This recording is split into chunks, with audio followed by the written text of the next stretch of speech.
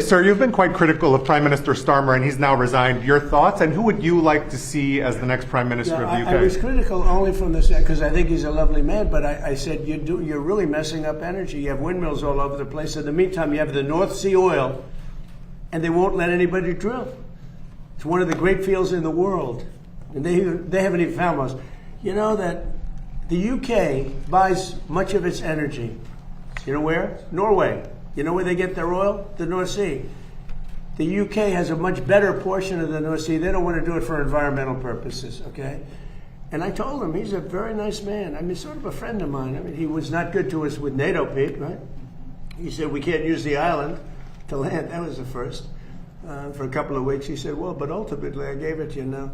That was a bad move. That hurt him badly. But I mean, I wish him well, but he's got two problems: energy and immigration and crime. But energy and immigration. Do you have a preference on the next one? And he's really hurt himself very, very badly. Please go. Mr. President, can you tell us about your meeting with the defense contractors on Wednesday and what you plan to tell them? The meeting coming up, because I've met with them before. We're building plants all over the country. They are not allowed to take any more stock buybacks. Do you do stock buybacks by any chance? Not too much, right? No, because you want to invest in product. It's just an artificial way of raising a price if you're running a bad company. So they spent $51 billion on stock buybacks instead of spending them on plants. Now they can't do that anymore. Now they are spending a lot of money. We're building many plants throughout the country. They're dealing with General Motors. They're dealing with Ford. But I know General Motors is all excited about building weapons now. They have some plants which are going to switch over, and we're going to build weapons, including the Patriot, including the Tomahawk, and lots of other things. And we're really in a big, strong economic push to do the weapons. And some of the car companies, if they have any excess capacity, they're making a deal to build missiles and the Patriot in particular. We have quite a few of them, but we want to make sure we have always a lot of them. Mr. President of Colombia, the candidate that you endorse. Thank you, Mr. President. Congratulations on the quantum physics EO to all of Thank you.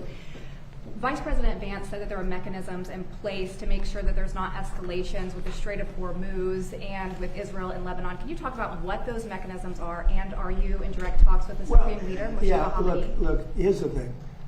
As long as they respect us, I don't want to use the word fear, because that's an inappropriate word, but as long as they respect us, we're not going to have any trouble.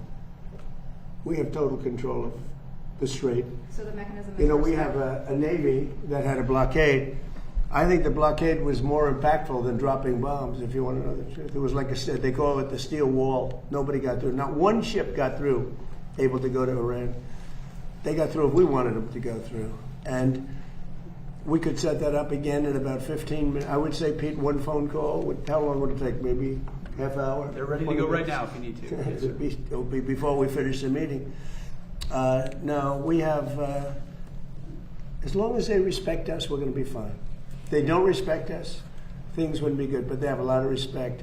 Don't forget, we had presidents that should have done this for 47 years. Nobody did it. Obama gave them a road to a nuclear weapon. I gave them a wall against a nuclear.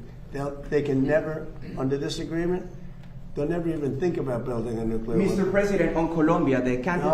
El Tigre, Abelardo de la Estrella. We know that you had a phone call. I endorsed him. He was in 10th place. I endorsed him, and he won the election. Yeah, and we know that you had a no phone... different than this country.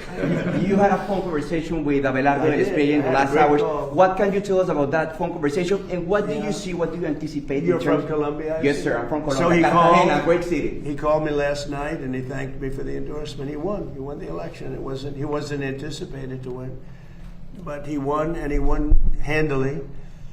It's just an honor. He was just a good man. I'd watch him a little bit speak, and he always speak. When people like me, I like them. It's very simple. It's a very simple formula, and I like him. He said really nice things about me and the job we've done in the United States, and very, very powerful.